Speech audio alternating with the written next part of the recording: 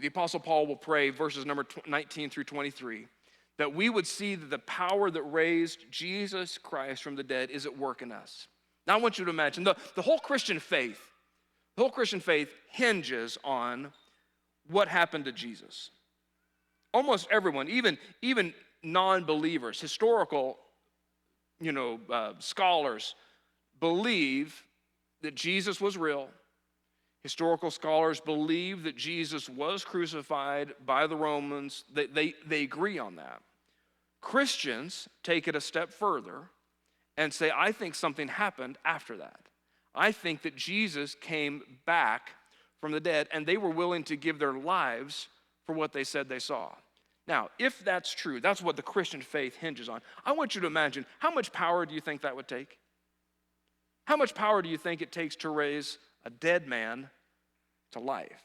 I mean, it's pretty amazing all the miracles that Jesus is purported to have done. Open up blind eyes and cause the lame to walk and feed the 5,000. Pretty amazing, but that's nothing compared to how much power do you think it takes to raise somebody that was dead back to life. And the Apostle Paul says, if you believe that Jesus really did come back from the dead and now is risen with the Father at the right hand of God, that same exact power, not a fraction of it, not a watered down amount of it, but that same power lives within you today. Now, you might not have accessed it, and you might not have let it work through your life, but that power, again, you got to flip on the switch. That power is available. Let's read verses number 19 through 23. He says this, and his uncomparably great power for us who believe. That power is, I've got it circled in my Bible. The power is the same. I love an underline. I love a circle. I circled it. That power is the same as the mighty strength he exerted when he raised Christ from the dead and seated him at the right hand in the heavenly realms, far above all rulers and authorities and power and dominion and every name that is invoked, not only in the present age, but also in the one to come. And God placed, I circled this too, God placed all things under his feet. So the thing that you struggle with, that habit that you can't kick, that temptation that you keep falling into, that problem that you keep facing, there's power in you. There's power that's available, and you can have it because you're his. Everything is up underneath his feet, and God placed all things under his feet and appointed him, Christ, to be the head over everything for the church, which is his body, the fullness of him who fills everything in every way. Here's what the Apostle Paul is saying, is that for many of you, maybe most of you, maybe all of you, I don't know, you have believed in the resurrection of Jesus, and we celebrate it at Easter. But if you stop at just the resurrection being an event, you've cut yourself short. You're groping your way through a dark basement, wishing you could see something. But if you could open your eyes to see and flip on the switch to see the power that is available to you, again, it would just change the way that you live, because the resurrection isn't an event, it's my present reality. That I live in the same resurrection power that raised Christ Jesus from the dead. And people struggle because, well, I just don't think I have the strength to change.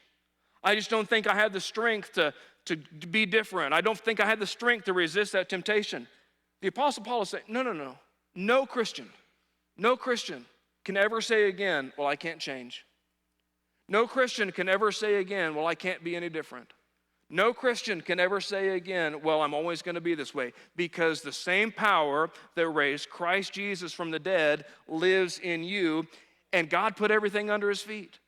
And so I can live in that victory. I can live in that strength. I heard a story of a school that had burnt down, tragically burnt down.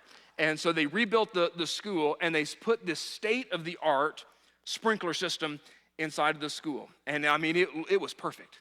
All the pipes ran, and it was painted, and it was perfect. And then years later, do you know what they discovered? That sprinkler system that had cost them tens of thousands of dollars was never hooked up to the water supply. Now, how good did that do? Not a bit. Christians every day live with this beautiful sprinkler system, and you're doing your best, but until you get hooked up to power, you're just like that sprinkler. There's nothing. Well, what do you do when the temptation comes? Well, you just got to grit your teeth and try really hard. What do you do when that old past of yours comes knocking? Well, I just got to hope. No. The Apostle Paul said, you open your eyes. Quit groping around in the dark. Quit trying to figure it out on your own. There is power that is available to you. And so here's a prayer for you. Lord, I can't. And you put whatever you want in that blank. Lord, I can't love this person. Lord, I can't overcome this habit.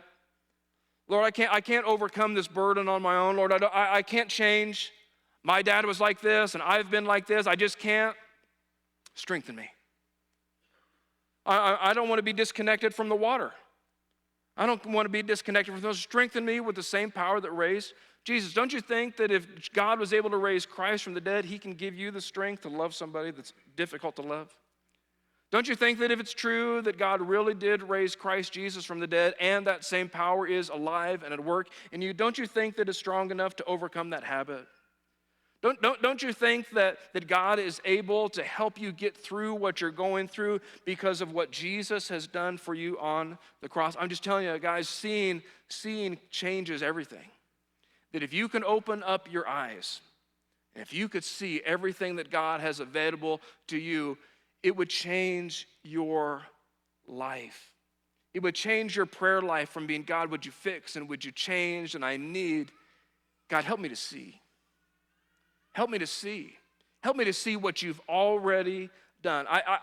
It's not about getting something new from you. It's about seeing, here's what I already have. If you don't see hope, you're going to live discouraged, and I don't want that for you. And if you don't see your worth, you're going to live insecure. And if you don't see God's power, you will live weak. And Jesus came so that you wouldn't have to. Jesus suffered and died so that you could have what he came to give. Don't live your life in the dark. Don't just be content with, well, I'm going to heaven someday and now I just got to live for these 30 or 40 or 60 or 70 years just doing my best and going through the religious motions and knowing things about God and attending church. Don't settle for that.